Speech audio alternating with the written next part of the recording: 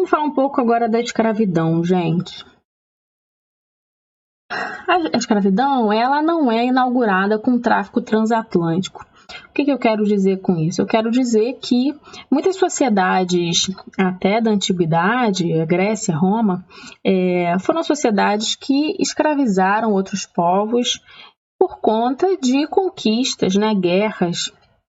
Isso vai acontecer na África também. Vários povos africanos, eles vão ter essa característica de guerreavam e aprisionavam pessoas e escravizavam essas pessoas. Então, é importante que a gente saiba que mas o significado da escravidão para os africanos era diferente dessa escravidão que vai estar atrelada a esse comércio, a esse capitalismo comercial desse período que a gente falou anteriormente. Então é isso, escravidão. Ela era feita a partir das guerras, a partir das dívidas, às vezes, uma pessoa que tinha dívida com outra, ela podia ser escravizada, ou se cometesse crime também. Algumas sociedades cujas pessoas cometiam crimes, elas davam margem para serem escravizadas.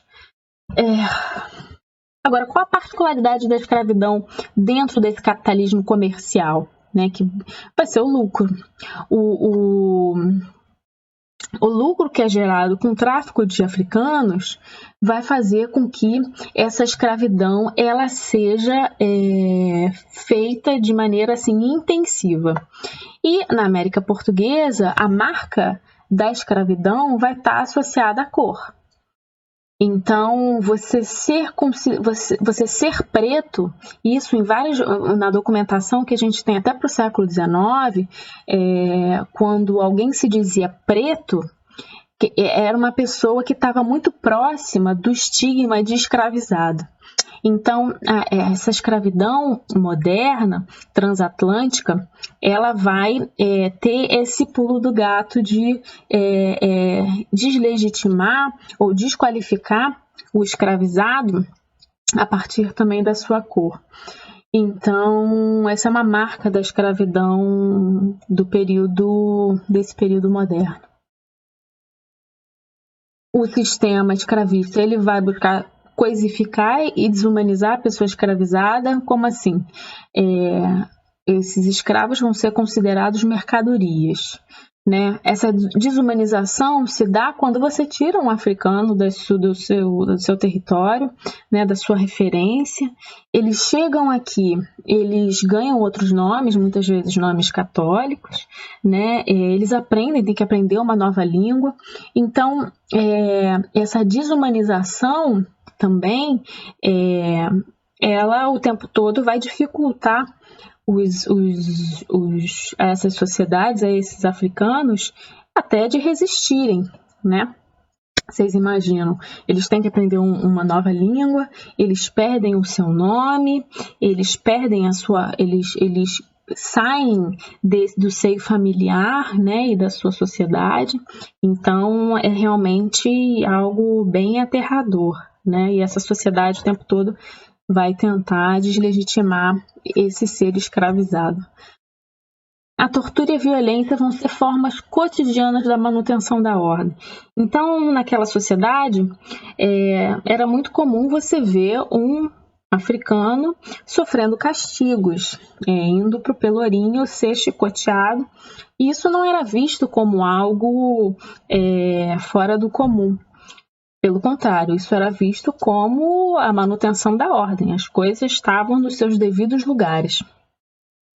A gente pensa em hoje, né? Se a gente visse isso acontecendo, um negro ser levado para um pelourinho para ser chicoteado, isso ia render um certo...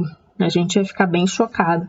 Mas se a gente pensar bem, né? Essa semana, não sei se vocês viram, mas aquele menino, o João Pedro, foi morto dentro da casa dele. A gente pode pensar que ainda a morte de negros não é tão sentida pela população como a morte de um branco, né? E a gente pode pensar que isso tem relação com essa época, com a própria escravidão. A manutenção da ordem nessa sociedade estava muito atrelada à violência. e a violência estava voltada para esse grupo bem específico da sociedade. Mas a gente sabe que escravo não é coisa, escravizado não é coisa. O escravizado não é coisa por quê? Porque eles aqui na América Portuguesa, eles tiveram que ressignificar a cultura deles, né? E eles tinham os momentos de lazer, eles negociavam com seus senhores esse lazer, as suas festas, eles negociavam muitos com os seus senhores, até possuírem família, alguns vão ter, não vai ser regra, mas alguns escravizados vão ter família. A própria religião, eles vão ter que ressignificar aqui, né, porque não podiam professar a religião deles, mas você vai ter também formas deles conseguirem, de certa forma, manterem um vínculo com a religiosidade deles. Então, vocês veem, o tempo todo eles vão buscar ressignificar essa África. Eles não entendiam como África, né? Mas assim, vão tentar ressignificar a cultura deles, que eles trazem do território deles, aqui na América Portuguesa, dando origem a uma outra coisa completamente diferente, né? E esses povos que vêm para cá, essas diferentes pessoas, são grupos totalmente heterogêneos, né? Pessoas de diferentes sociedades, eles se encontram na senzala e é aqui que eles vão estabelecer relações. Porque imaginem, na África eles eram de sociedades diferentes. Quando eles chegam aqui, eles são os escravizados africanos. Isso cria um sentimento de identidade. Então, na senzala que eles vão estabelecer contatos e aprendendo a língua, o português, eles vão conseguir negociar e resistir e ressignificarem essa África. Certo? Muito bem, gente. Enquanto houve escravidão, houve resistência. Enquanto houve escravidão, houve a formação de quilombos. Enquanto houve escravidão, houve negociação. E quais as formas de resistência? Que a gente pode citar algumas. A própria sabotagem na produção, os escravizados queimarem as colheitas, quebrarem maquinários, né, nos engenhos. Você também tem o roubo da produção. Muitos escravizados roubavam uma parte da produção para vender no comércio local, obter dinheiro para, às vezes, comprar mais para frente a liberdade, né? Isso também era fruto de negociação com os senhores deles. Você tinha o assassinato de feitores e senhores.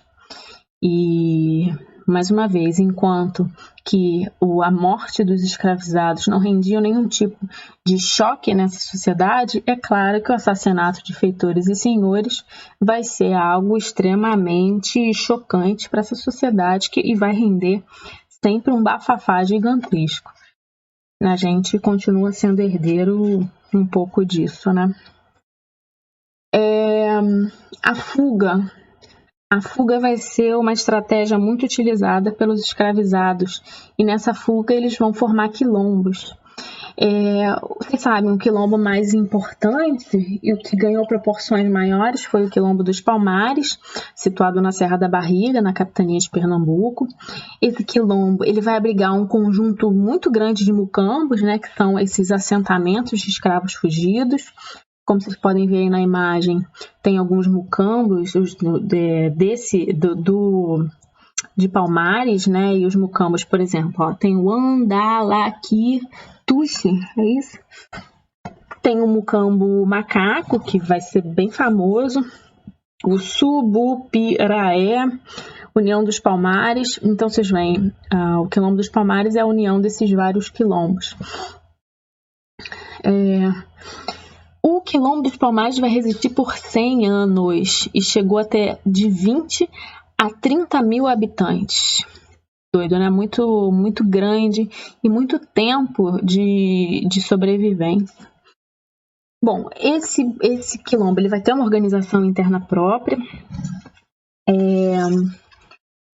Essa organização hierárquica dos mucambos vai dialogar muito com a herança africana, porque você vai ter um grupo guerreiro que vai formar uma elite, e os parentes desse grupo guerreiro formam uma aristocracia, então você tem uma relação de poder vertical nessas sociedades, que também vai possibilitar essa sobrevivência de tanto tempo do Quilombo dos Palmares, né?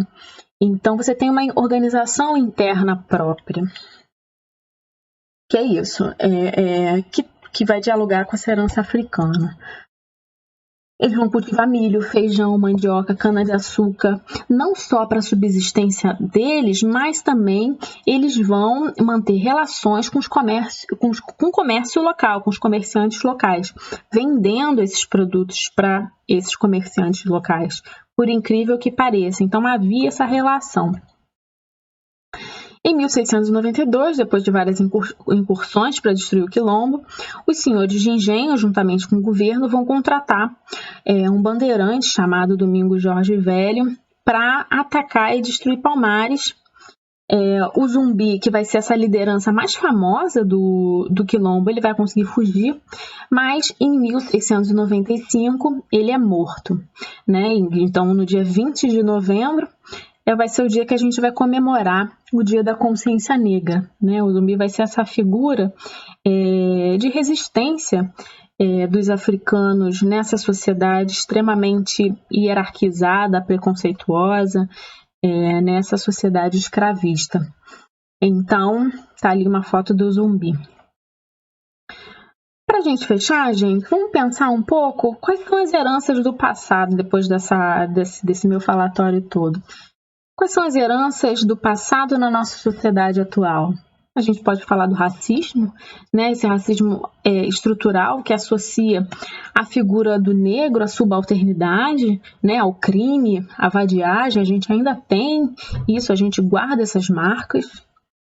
A violência como forma de manutenção da ordem, e a violência ela é voltada para um segmento específico da população, que a gente já sabe que são os pobres, que são os negros, favelados. A gente vive essa semana mais um exemplo dessa violência que não gera comoção da população, como se fosse o caso na Zona Sul com uma pessoa branca. Então, vocês viram o João Pedro, eu volto a falar, de 14 anos, que estava na casa dele e foi assassinado pelas forças do Estado.